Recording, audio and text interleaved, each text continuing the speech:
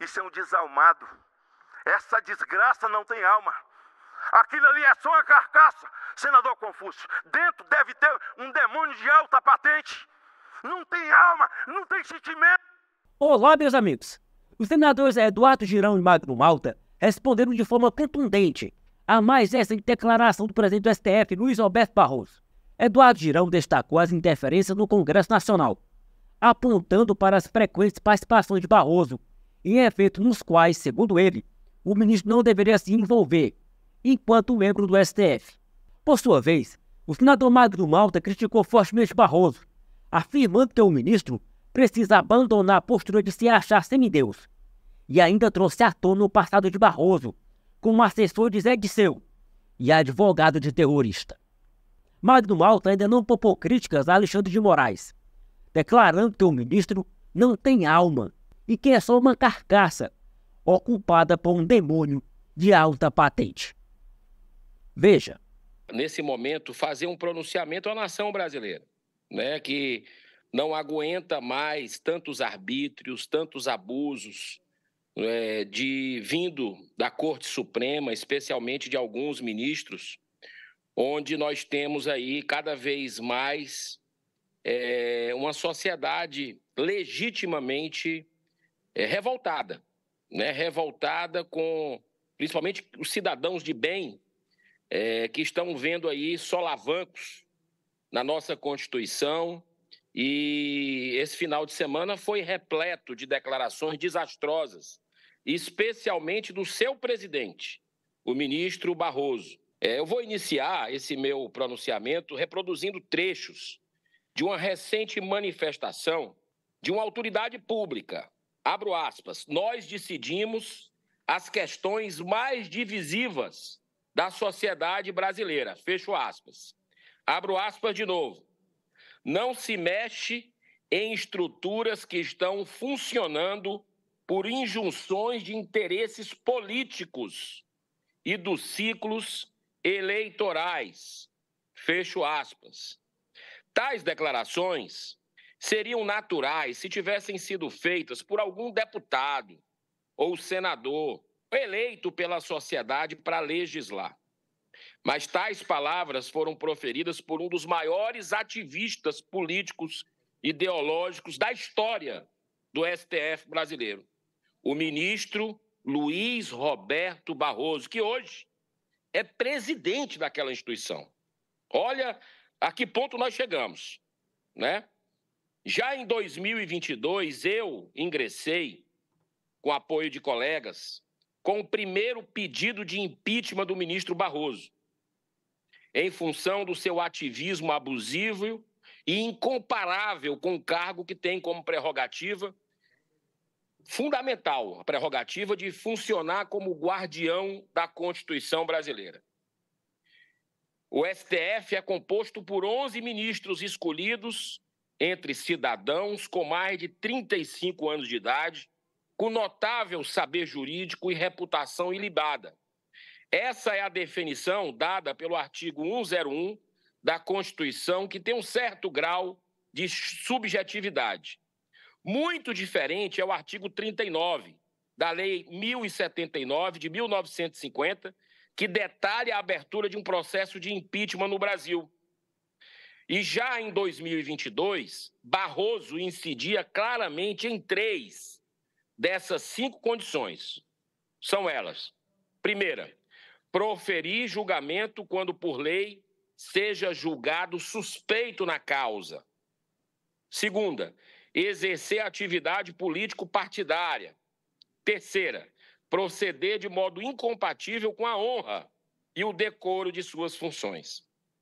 Em 2021, senhor presidente, Barroso se dirige pessoalmente à Câmara dos Deputados e, numa reunião com líderes partidários, interfere diretamente em votação em curso na comissão especial que analisava a PEC 135, do voto auditável nas urnas eletrônicas.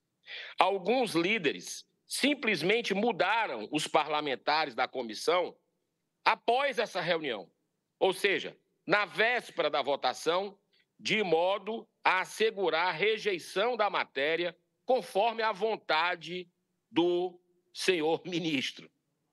Em junho de 2022, ao fazer uma palestra na Universidade de Oxford, em Londres, Barroso passou por um grande constrangimento quando foi chamado de mentiroso por alguns participantes do evento, quando ele fez a seguinte declaração, abro aspas, tive que oferecer resistência aos ataques contra a democracia e impedir o abominável retrocesso que seria o retorno do voto impresso com contagem pública manual, que sempre foi o caminho da fraude no Brasil. Fecho aspas. Ou seja, uma clara distorção, pois foi a PEC 135, apenas ela obrigava o acoplamento do voto impresso ao lado das urnas eletrônicas para que o sistema pudesse permitir uma auditoria. Senhor presidente, nós não podemos jamais esquecer de uma palestra de abertura feita pelo ministro Barroso no evento realizado pela Universidade do Texas sobre a democracia na América Latina, intitulado, abro aspas, livrando-se de um presidente, fecho aspas. Não é brincadeira, não. Isso aqui é uma sequência de declarações estapafúrdias de um ministro do Supremo que hoje é o presidente. Olha os sinais claros aí do fundo do poço que a gente chegou. Logo após o término das eleições presidenciais, onde o TSE funcionou como um verdadeiro partido político, beneficiando explicitamente a candidatura de Lula, Barroso participa de um congresso da UNE, União Nacional dos Estudantes, conduzido por militantes partidários do PT e do PCdoB, e em meio ao seu discurso inflamado, como um político desde criancinha, ele afirmou categoricamente: nós derrotamos o bolsonarismo. Mas uma das maiores e mais explícitas aberrações foi não ter se declarado suspeito no julgamento extraordinário sobre a questão da votação da PEC pelo fim das decisões monocráticas, lá na Câmara dos Deputados. Algo que nós já votamos e aprovamos há vários meses, mas que está aí parada exatamente lá na Câmara dos Deputados e começou finalmente a andar, né, na Câmara dos Deputados. E o ministro Barroso já começou a reagir com outros ministros com relação a esse assunto que deixa o brasileiro, o cidadão de bem, de cabelo em pé. Mas, senhor presidente, essa declaração sobre empresas privadas que acabou de falar o ministro Barroso, que até o senador, o nosso querido Rogério Marinho, fala da questão aí de um comediante, é muito grave. É muito grave, porque nós vimos aí nesse final de semana alguns ministros do STF indo participar de eventos bancados por empresas que têm processos no STF. Então, se isso não é conflito de interesse, eu não sei o que é, né? Porque me parece algo muito sério se dá um grau de irrelevância qualquer a uma atitude como essa, porque são eventos que, no mínimo, quando está chamando o ministro do STF, eles deveriam absolutamente nem participar, né? Aí vem o ministro Barroso, né, dizer que é preconceito contra empresa privada. Para com isso. Tanto ele quanto o Toffoli foram num evento patrocinado pela JBS, entre outras empresas, né? Inclusive, eu fiz um pedido de informações. Assim que tomei conhecimento no final de semana, já entramos com um pedido urgente de informações, porque todo mundo sabe sobre essa JBS, né, que tem ações, eles são relatores de várias ações de interesse da companhia. Então, a matéria do Estadão aqui é muito clara. E o ministro, em vez de pedir desculpa ao povo brasileiro, o ministro diz que isso é preconceito contra a iniciativa privada. Está certíssimo o senador Rogério Marinho quando diz que precisa, no mínimo, que a gente coloque mandato para esses ministros de 12 anos, no máximo, para que eles voltem à realidade do mundo material, do mundo em que a gente vive. Porque eles parecem viver em outro planeta, né? Esse fórum internacional, promovido pelo Grupo Esfera Brasil em Roma, na Itália, né, que o Barroso e o ministro Toffoli participaram, é muito importante que a gente saiba que pertence à JBS aos irmãos Wesley e Joel Batista, né? Patrocinado esse Grupo Esfera pela JBS. Então, é surreal o que aconteceu. O presidente do Senado, Rodrigo Pacheco, também esteve no encontro em Roma. Então, estava lá todo mundo nesse evento.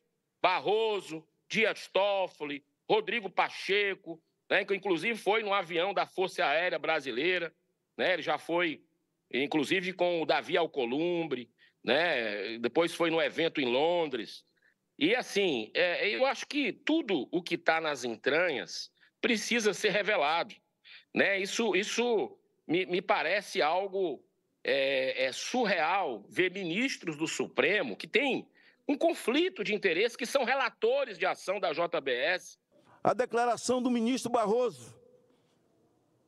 Barroso fez uma declaração dizendo que time que se ganha não se mexe, se referindo ao Supremo. Eles se acham, eles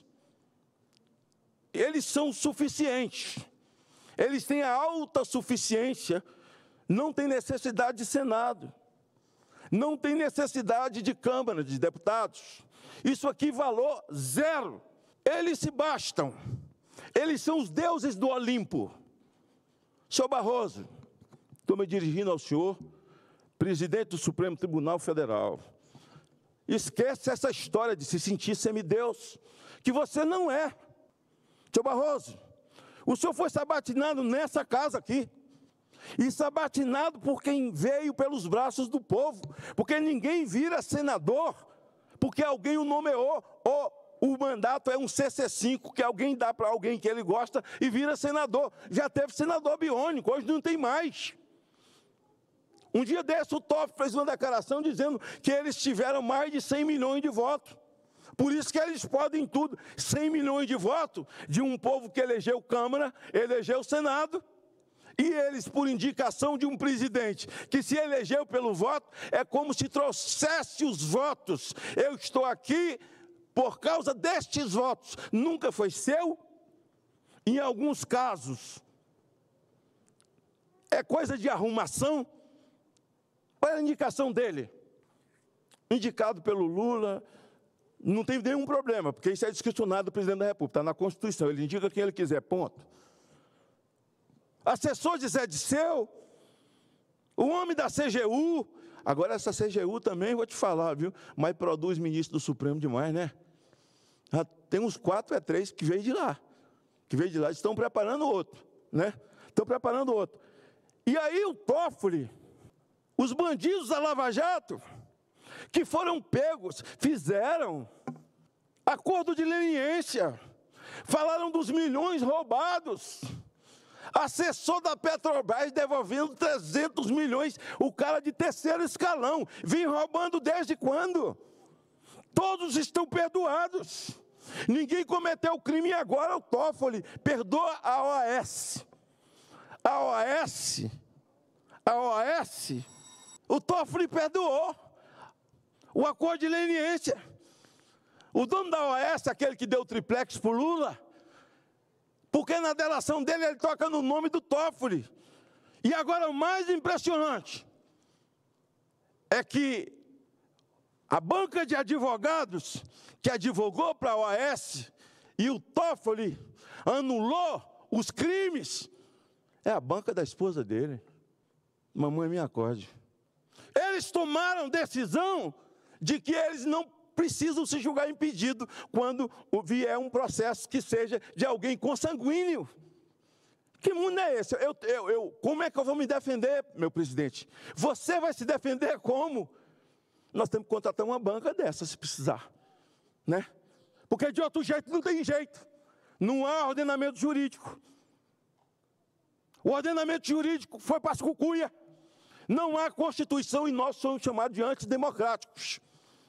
E agora a Câmara, essa semana passada, votou, tomou a decisão na CCJ de aprovar o que nós aprovamos aqui, acabar com a decisão monocrática de ministro. Colocou em pauta a anistia dos presos do dia 8 e colocou também a redução da interferência do Supremo Tribunal nessas duas casas. Eles já reagiram. Por isso o discurso de Barroso, nós nos bastamos. Time que está ganhando não se mexe. Eles estão ganhando. Me diga, para que esse elefantão aqui? Nós ganhamos mais de 30 conto por mês. Um salário altíssimo. Fora tudo, sustentar isso aqui, manter isso aqui, aquela casa, porque não vale nada. O Supremo faz tudo.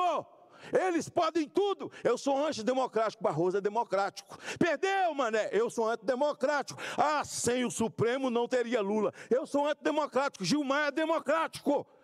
O presidente do Supremo, hoje, é o antigo advogado de César de Batiste, um terrorista. E hoje ele chama as pessoas do dia 8 de terrorista. Que entendimento é esse? O todo-poderoso Alexandre de Moraes. Essa semana tem um vídeo rolando de uma menina, e eu comentei, ela chorando, dizendo: Alexandre, solta meu papai, solta meu vovô. Alexandre, assim Deus vai gostar de você. Minha filha, esquece, isso é um desalmado. Essa desgraça não tem alma. Aquilo ali é só uma carcaça, senador Confúcio. Dentro deve ter um demônio de alta patente. Não tem alma, não tem sentimento. Eles se bastam.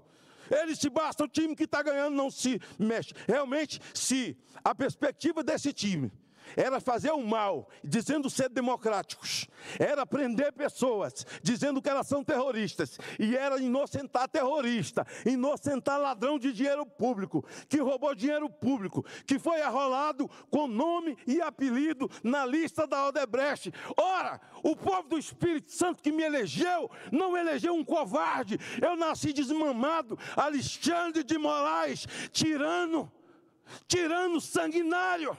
O Clezão, a Marielle ainda vive. Clezão vive. Morreu nas vísceras do Estado. O que essa casa fará, senhor presidente? Que o presidente dessa casa tem medo do Supremo. Ou tem medo do Supremo ou faz parte dessa cooperativa? Aí Gilmar diz: alguns agentes políticos que estão por aí não estaria sem o Supremo. Caramba, isso é assinar recibo, né? Sem o Supremo não teria Lula. O recibo. Eu acho que é por isso que onde Lula vai não dá ninguém. Ninguém aparece.